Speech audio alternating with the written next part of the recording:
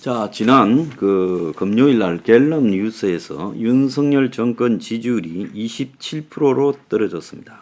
그래서 작년 11월 3주 차에 29로 떨어진 데 이어 지금 5개월 만에 20%대로 떨어졌는데, 그때 29가 아니라 이번에는 27까지 떨어졌고, 잘못하고 있다가 65까지 올라갔어요. 그래서 윤짐 이후 가장 낮은 지지율이 있었던 작년 9월 비슷하게 지금 흘러가고 있다는 겁니다. 그래서 지지율이 이렇게 떨어져 가는 사실에 대해서 겸허하게 받아들인다라고 하면서, 여론조사는 어떤 경우에는 참고하고 어떤 경우는 참고하지 않는다. 그런데 하루 만에 나온 조사가 오차 범위 넘어서 틀리면 그걸 어떻게 받아들여야 할지 의문이다, 이렇게 이야기를 합니다. 자, 여론조사는 추이를 봐야 되는 거고 그 자체가 100% 옳은 것은 아니지요. 자, 그런데 리얼미터 조사에서 이번 주에 윤의 지지율이 2.8% 떨어져서 33.6%가 나왔고, 거기서도 6개월 내에 최저치가 기록되었어요. 부정평가가 63.4가 나왔어요. 자, 리얼메타의 63.4, 그리고 갤럽의 65, 국민들의 3분의 2 가까이가 현 정권을 부정적으로 바라보고 PK 지역에서도 부정평가가 더 높다는 거예요. 자, 일주일 만에 지금 떨어진 수치가 2.8%가 떨어졌습니다. 그래서 전체적으로 봤을 때는 70대만 제외하고 60대에서도 긍정이 42.4, 부정이 54.3으로 부정이 더 많았고요. 그래서 뭐 때문이다라고 딱히 이렇게 집어내기가 어려운 지지율 하락이 지금 지속되고 있다는 겁니다. 자, 그래서 이 대통령 지지율 하락만 그런 게 아니라 리얼메타 조사에서 국민의힘 지지율이 33.9가 나오고 민주당이 48.8이 나왔어요. 그래서 민주가 14.9, 거의 15% 정도 앞서는 그런 상황이 지금 나왔고, 국민의힘은 전주 대비 3.1% 하락, 민주당은 2.9% 상승했다는 거예요. 그래서 지난주에 양당의 지지율 격차가 9% 수준이었는데 이제 15% 수준까지 벌어지고 있다는 겁니다. 자, 검찰이 지금 민주당 2021년 전당대회 때 돈봉투 수사까지 하고 있는 마당에 거기에 줄줄이 걸려들어서 현직 의원들이 더 넣어 봉투당이라고 하고, 이재명의 지금 이 각종 의혹들도 점점 명확해져 가고 있음에도 불구하고 지지율이 왜 이러냐.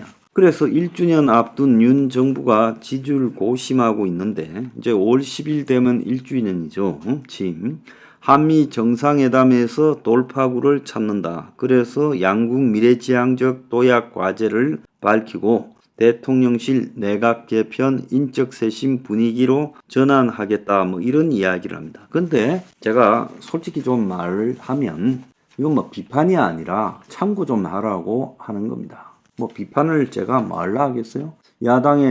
저도 야당의 대표를 맡고 있는 사람인데 현 정권에 대해서 비판할 거는 하고 해야 되지만, 솔직히 말하면 뭐가 잘못됐는지를 모르고 있는 사람한테 비판을 해봤자 그건 의미가 없다라고 저는 보고 있습니다. 저는 이 정권이 뭐가 어디서 잘못되어 가고 있나를 모른다고 봐요. 작년 9월 10월에 한참 취임하고 4, 5개월 지나면서 지지율 떨어졌을 때 이 사람들이 이제 보수 표 결집을 노리고 민노총도 두들기고 3대 개혁을 이야기하고 간첩단도 잡고 이렇게 했지만은, 기본적으로 과거 청산도 결정적인 한계가 있죠. 이재명을 두들기는데 이재명 가지고 지금 명확하게 아직도 끝을 못 내고 있어요.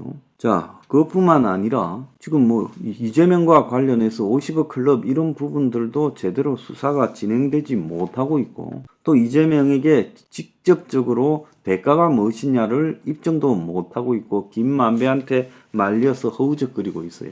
또 다른 한편으로는 문재인 정권의 각종 의혹에 대해서도 손도 안 대고 있어요.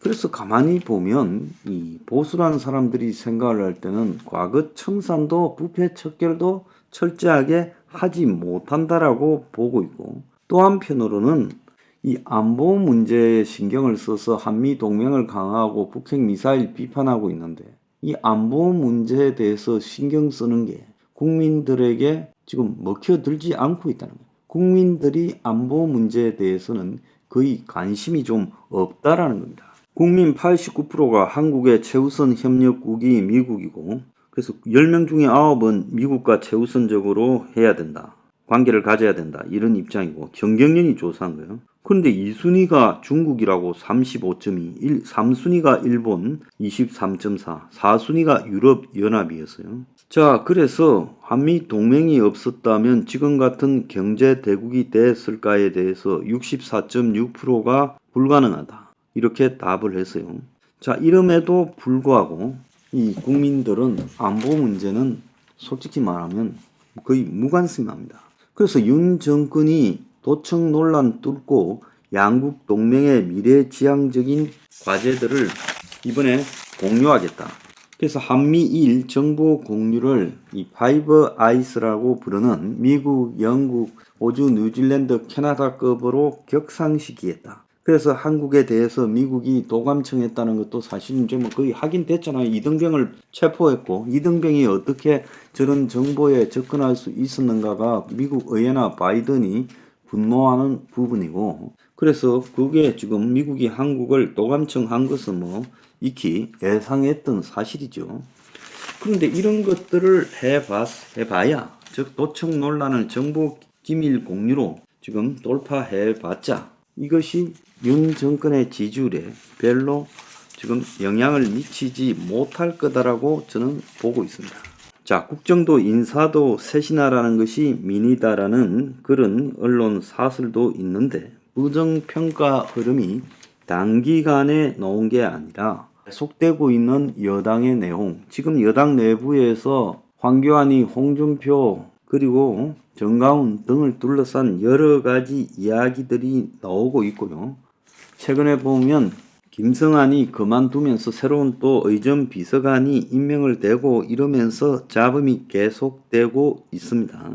자, 협치를 안 해서 뭐 그렇다, 이런 이야기도 하고 있고 뭐 여러 이야기를 하고 있는데, 제가 생각할 때 가장 중요한 거는요, 정권이 도대체 어디에 초점을 두고 지금 국정 운영을 하는가에 대한 국민들이 느끼는 피상적인 감이라는 게 있습니다.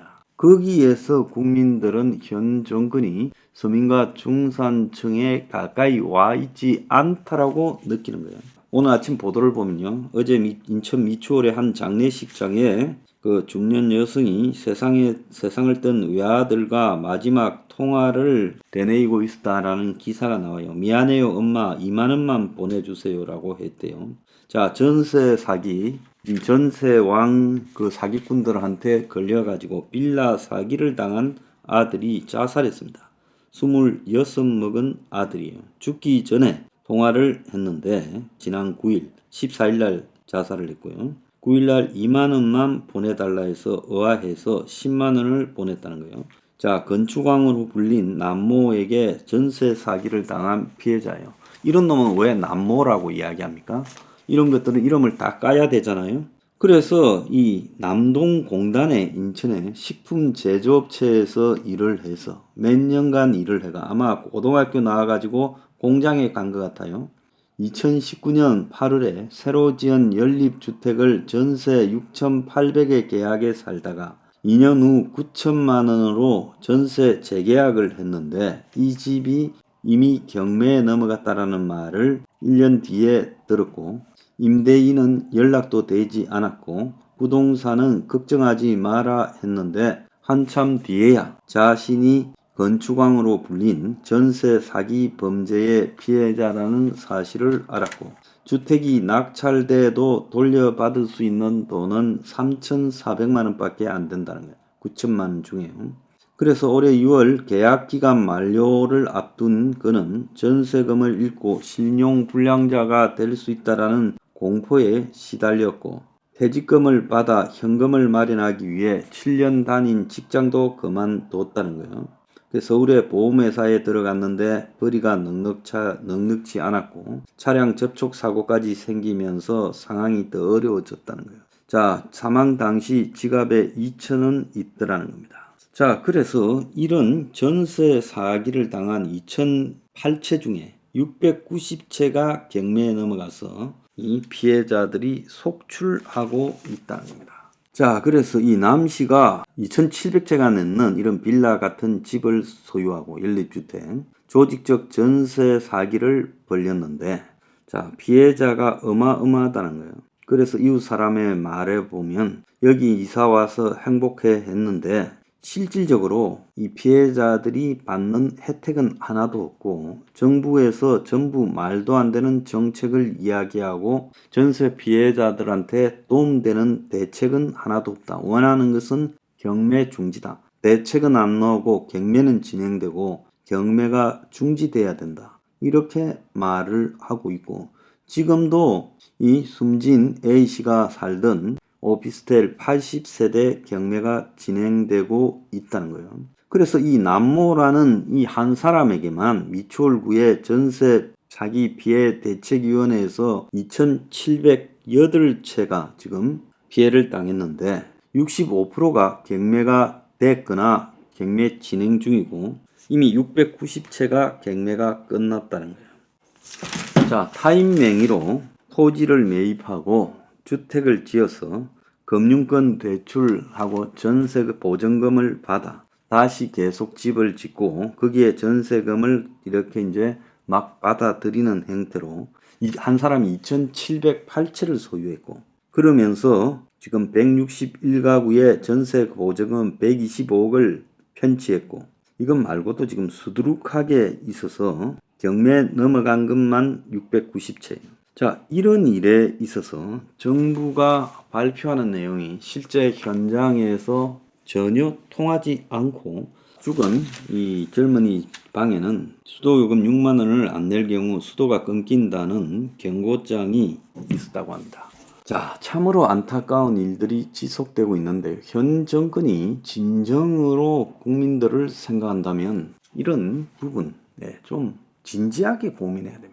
지금 김포에서 김포 골드라인이라고 지하철이 그냥 터져나가서 거의 질식사할 지경까지 가고 있다고 난리가 났는데 거기에 대한 대책으로 20억짜리 수륙양용 버스를 투입하니 뭐 이런 게 거론되고 있어요. 김포에서 여의도까지 온다. 그 20억짜리 버스를 몇 대를 사야 이게 해결되겠습니까? 그러니까 정부에서 나오는 이야기들, 뭐 그레이터 선셋이니 한강 르네상스니 그리고 한강변에 뭐 60층을 짓는 건 이게 대부분 대한민국 90%의 사람에게 뭔 소린지 의미도 없고요. 첨단 산업단지도 90%의 국민들에게는 의미도 없어요.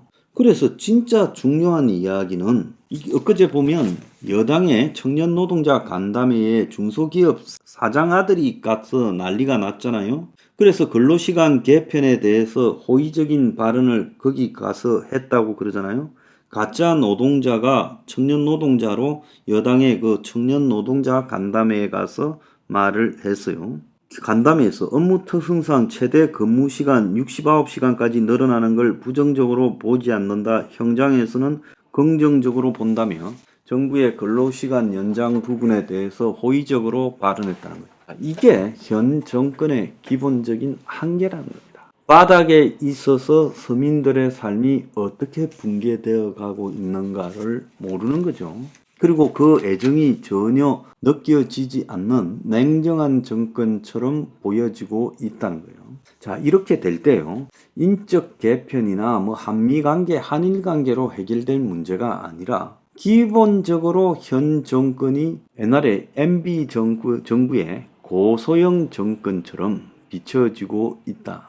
그래서 한국에 잘나고 잘 사는 사람들의 자녀들이 현 정권을 끌어가고 있고 그들은 서민 대중의 고통에 둔감하다라고 이해하고 있다는 거예요. 이건 답이 없다는 겁니다. 잘 생각해 보길 바라요. 지금 뭘 해서 빠져나갈 상황이 아니라 대통령부터 국민을 바라보는 시각 교정이 확고하게 필요하다. 그러지 않으면 정권은 내년 총선 하나만 하고요. 총선 전에 이미 붕괴될 수 있다고 보고 있습니다.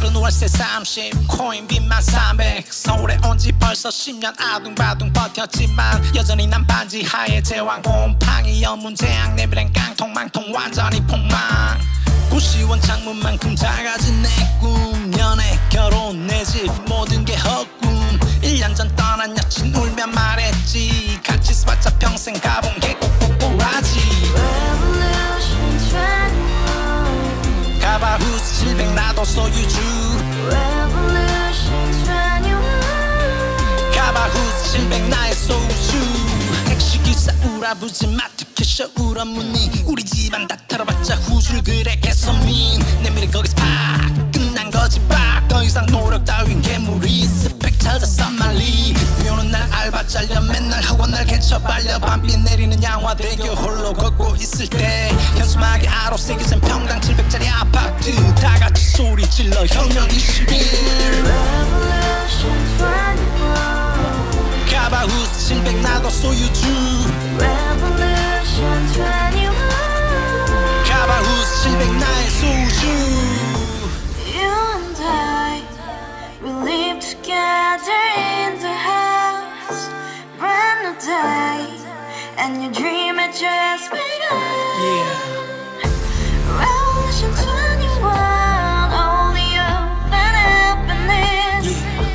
너의 곁에 내가 영원히 봐봐 지금까지 정치인들 입만 열면 찝찝찝 개소리 멍멍멍 쳤다 하면 뻥 잘난 부모 만나 잘난 학교 나오면 뭐 하나 우동살이 꽉 찬 대가리 깡통 소리 텅텅 저 푸른 조원이의 그림 같은 집을 짓고 평상사천 팔면 뭐해 평생 살 수 없는 집 내 미래 내 꿈 희망 퀸 살아나는 집 우리의 미래 혁명 21 Revolution 21